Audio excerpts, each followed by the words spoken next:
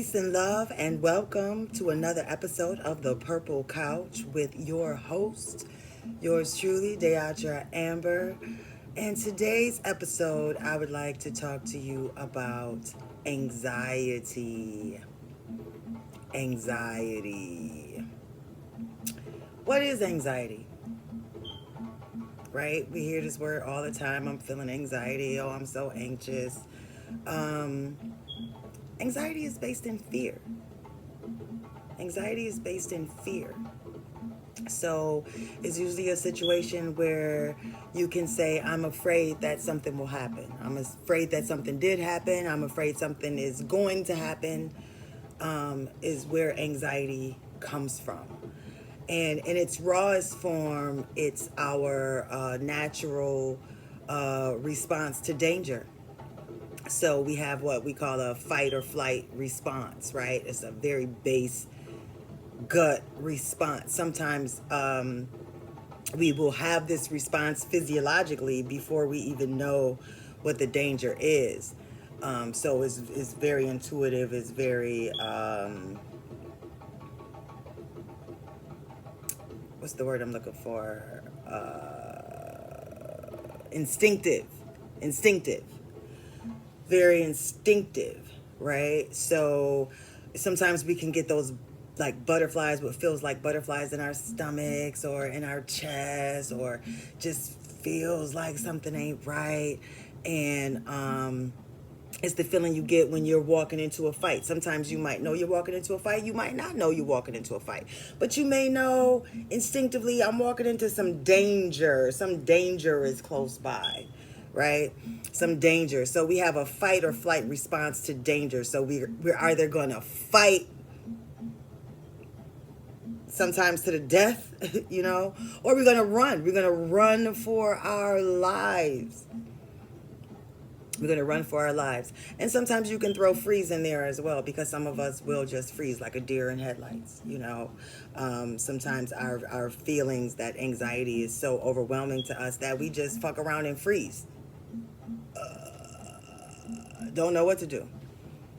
And basically, physiologically, what's happening is that our cortisol and our adrenaline is increased to a point. You ever hear those stories about, mothers lifting cars off their babies, or beating the fuck out somebody that they wouldn't normally be able to beat the fuck out of, or I saw a video with an old lady, and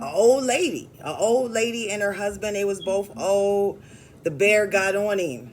The bear was fucking him up. She fucked that bear up with the camera. They was videotaping bears. She fucked that bear up with that camera, though. She fucked that bear up. So that was her adrenaline, like, right? And so it's useful when we have a situation like that. And again, it's based in fear. Fear is a part of life, right? We have to learn how to deal with fear and manage our fear better. So it could bring out the best of us, and it could bring out the worst in us, right? Anxiety, when you get that nervous feeling, it's certain people, if you live life long enough, where you've met certain people in your life where you want that person with you in a time of trouble. And then you've also met that person where you pray that person ain't nowhere around in a time of trouble. Because anxiety, fear, it could bring out the best and it could bring out the worst. So you want to know what somebody is really made of, what they really about? Experience some things together that are anxiety inducing, and you'll find out. So anxiety in real life, the way behaviors can play out, is a gamut of behaviors that we display when we're feeling anxiety. First of all, it's a lot of incense right here. This is just incense. Let me just put that over here. Smoke is in the way. Anyway, the way that anxiety shows up in our behavior it can be really tricky. And so I made this video. The whole reason why I wanted to make it is because a lot of times either we don't know our own self that this is anxiety that we're dealing with, or even in a relationship, in a partnership, or our children, or whatever that relationship is, we're not reading their anxiety correctly. More than likely because they're not reading it themselves correctly. So so it's about getting to the bottom of your emotions when you feel them. You know, some things are sort of a personality trait as well, but I suspect that people are beginning to really want to deal with themselves and manifest their best selves, you know, at this time. Probably that's why you're looking at this video, because you're trying to manifest your best self right now. So so in that respect, check yourself, check your own behavior, as well as of the people around you, just for little clues that might be like, this person might be experiencing anxiety, or I might be experiencing anxiety right now. I mean, some stuff is obvious. It's obvious. You know what I'm saying? A car come in, you got to get the fuck out the way. Whoo, I was nervous. I'm still nervous. I'm still shaking. That's that, you know, that shaking feeling when something crazy happened. You know, that's the anxiety, as we call it, nerves in the hood. You know, that's my nerves. My nerves is bad. You know, when your mama say that, you know, my nerves is bad. You getting on my nerves. You know, you inducing anxiety. You know. Yeah, so it could show up in controlling behavior, right? Sometimes people could be really controlling, especially like, say, parents, right? Parents want to control everything that child do, and depending on the age of the child, and you know your child, you get to know your child, you know, because ages don't always just cut off where they at. It's a guideline, but it's not. Everybody don't fit in the box, right? So you could be controlling and like, you know, I want to know where you at. I want you to call me. I want you to check in. Da da da da da da da da. And that's healthy for us to some degree. As we raise our children, we want to keep them safe. That's the number one priority. But also, we just want to be mindful of our controlling behavior. Like, am I really being controlling? Am I giving them any kind of trust or credit for having some common sense? You know, and it might raise anxiety in you.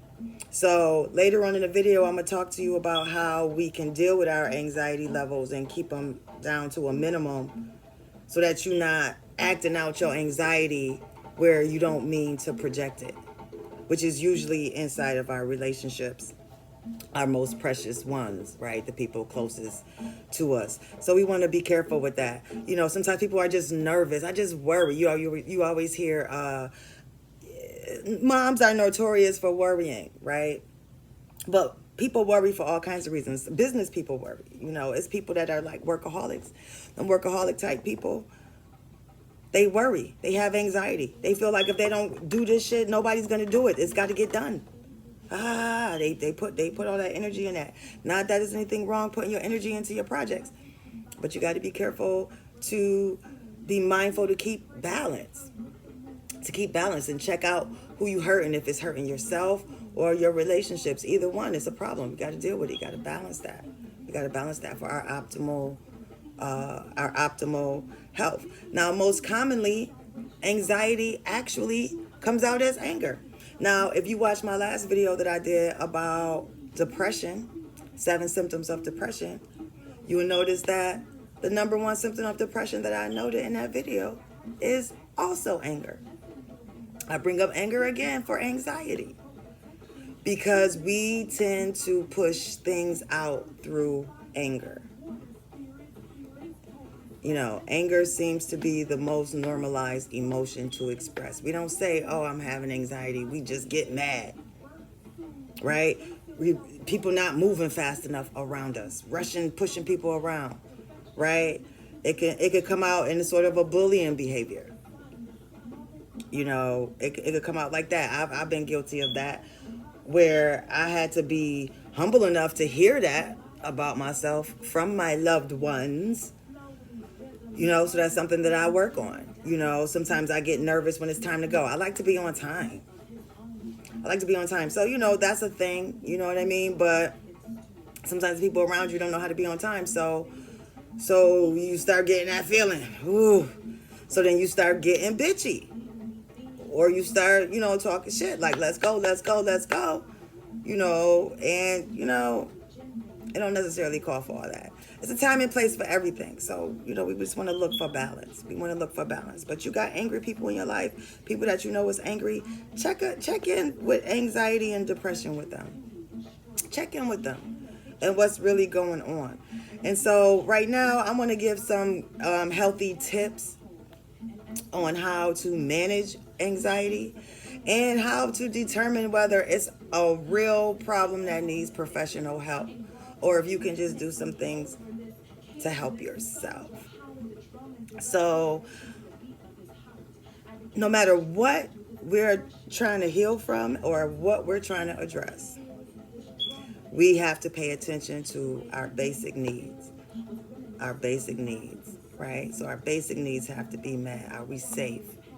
Do we have food? Do we have shelter? Right? Do we have love? And a lot of us is trying to work on love, But even where we do have love, let's acknowledge that and receive it. But what we eat, what we feed our minds, bodies, and spirits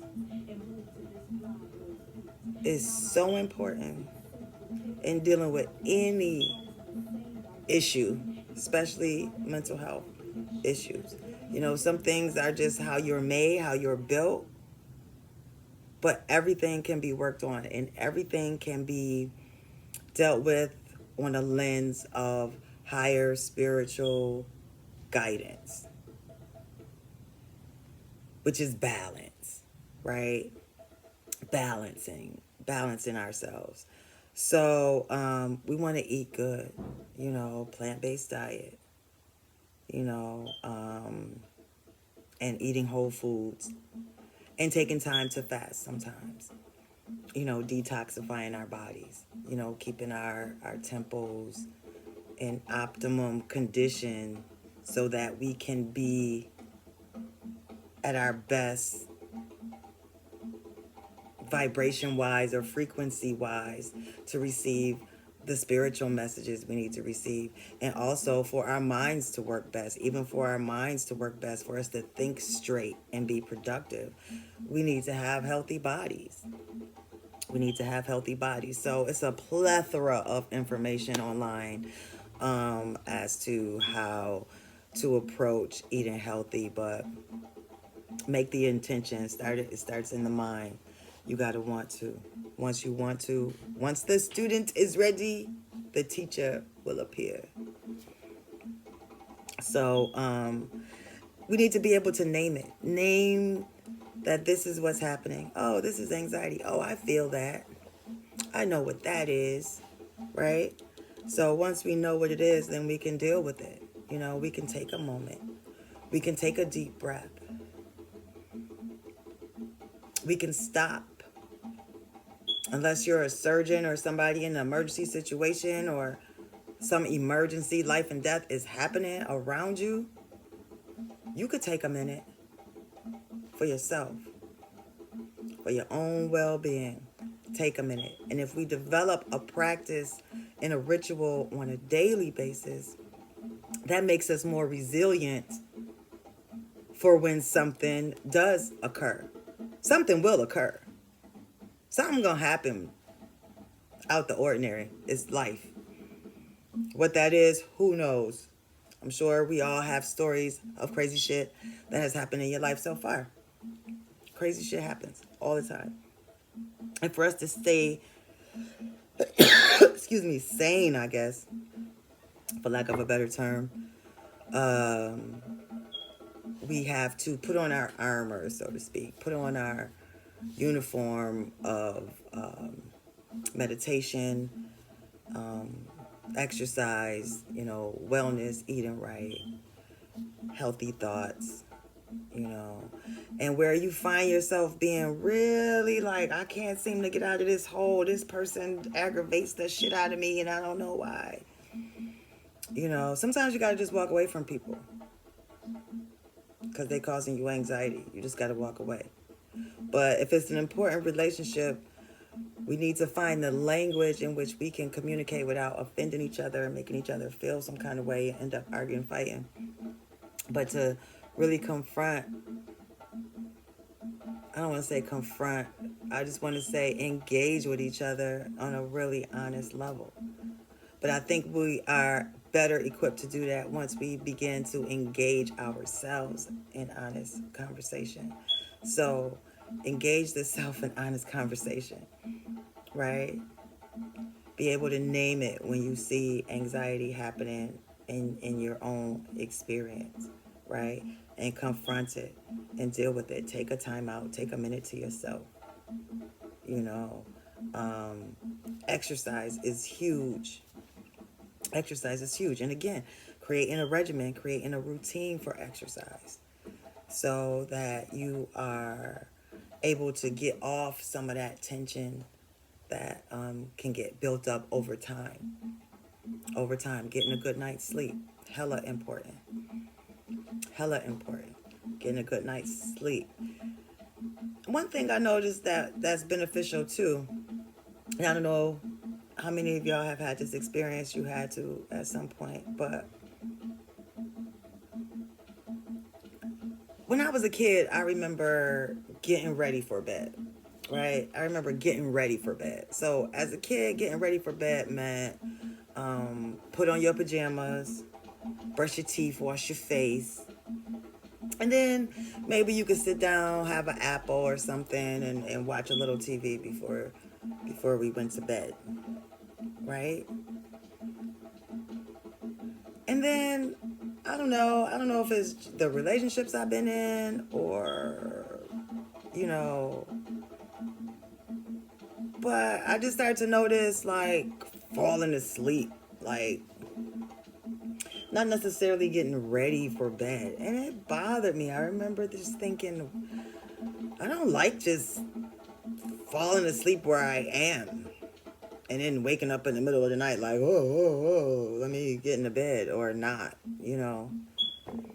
So I think that there's great value in making an intention to rest and being intentional about what you do to get ready to rest, you know, turning off our devices, maybe reading something or maybe doing some art, just whatever it is, you know, but just kind of having a ritual. I think that's really valuable. Before you have to get to a point where you at your doctor and they telling you to take some antidepressant or take whatever drugs for anxiety. Just look at what you're eating and what you're doing all day. Foods that cause anxiety. Sugar, caffeine, right? Get you all going. So maybe some chamomile tea with no sugar when you get ready to wind down at night could be helpful to keep you cool and calm. And don't forget your environment. Environment is really important too, because I know how hard it is when you don't live alone and you're sharing an environment with other people and they may not really be on the same page as you. And in that case, I suggest, you know, manifest your shit. Manifest your shit.